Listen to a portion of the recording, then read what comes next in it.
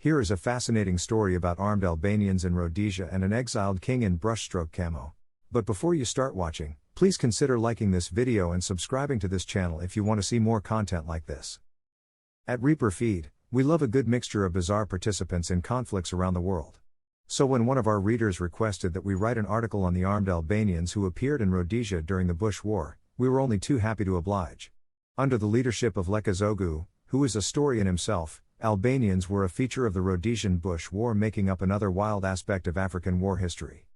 In the mid-20th century, Albania was home to a royal family and the country was under the rule of King Zog. When Fascist Italy invaded Albania in 1939, King Zog I and the Albanian royal family fled the country.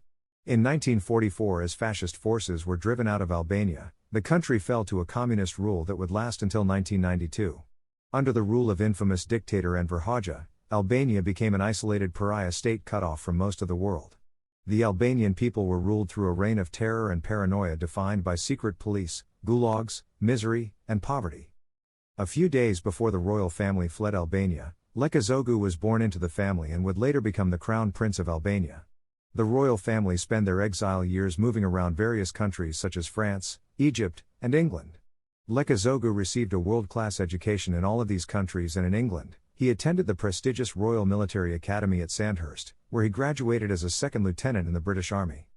Naturally, Exiled was a fierce anti-communist. He was determined to restore the Albanian royal family, and he wasn't alone. Exiled enjoyed support from the Albanian diaspora, who were still loyal to the royal family.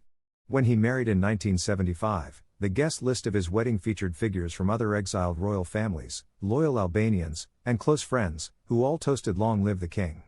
Exiled and his wife moved to Madrid, where they became good friends with King Juan Carlos. However, it was soon found that Zogu was using foreign mercenaries as bodyguards and had a stockpile of weapons in his house. He was subsequently told to leave Spain and went to the former breadbasket of Africa, Rhodesia. This is where the story really begins. For the maniac communist regime in Albania, the exiled royal family were still a threat. On their way to Rhodesia, Zogu's plane landed in Gabon, where armed fighters hired by the communist Albanian regime surrounded his plane. Zogu was visibly unhappy at this inconvenience. Bad-tempered like a hooked knitting craft, he came to the door of the plane wearing his iconic birth control glasses and brandishing a loaded rocket-propelled grenade launcher. The troops backed down, and Exiled, his wife, and his entourage of hundreds of anti-communist Albanians made up of former Royal Guard members, landed safely in Rhodesia. When the Rhodesian Bush War broke out, Exiled was not going to miss his chance to kill communists. He pulled out all the stops and provided a small detachment of highly trained, communist-hating former Royal Guard members to assist the Rhodesian security forces in their fight against communist guerrilla groups like Zapu. This image shows the men in the iconic Rhodesian brushstroke camouflage with the royal flag of Albania on the sleeve. If you look closely, you'll see they also have the iconic baby poop camouflage on their assault rifles. It's believed that Exiled asked Ian Smith, the Rhodesian Prime Minister, for help in taking back power in communist Albania. Smith made the smart decision of declining, as the last thing he needed was being accused of financing a likely disastrous military coup in the highly controlled and heavily militarized country of Albania. Following the end of the Rhodesian Bush War and Robert Mugabe coming to power, Exiled was once again in exile and moved to a large farm near Johannesburg in neighboring South Africa, where the government there issued him and his family diplomatic status, leading them to remain there for many years. In 1993, the communist regime of Albania collapsed, and for the first time in 54 years, Exiled returned to his homeland using a passport that had been issued by the Albanian royal court in exile and listed Exild's profession as king. His business interests abroad and the chaos and military corruption of post-communist Albania meant Leka left the country shortly after. 4 years later, in 1997, Albania erupted into a civil war that became known as the Pyramid Scheme Crisis, which was due to the failures of the post-communist government dabbling in pyramid schemes with the country's already dwindling finances. A total of $1 billion of Albanian citizens' money had been lost, which averaged out at around $400 per person of the population of Albania in what was one of the poorest countries on earth at the time. Government troops aided by the UN went soul to soul with Albanian mafia, military defectors and armed civilians. The Albanian civil war ended up killing up to 3,800 people, and due to military corruption, stockpiles of stolen weapons later flooded into neighboring Kosovo, which assisted in initiating the Kosovo War shortly after.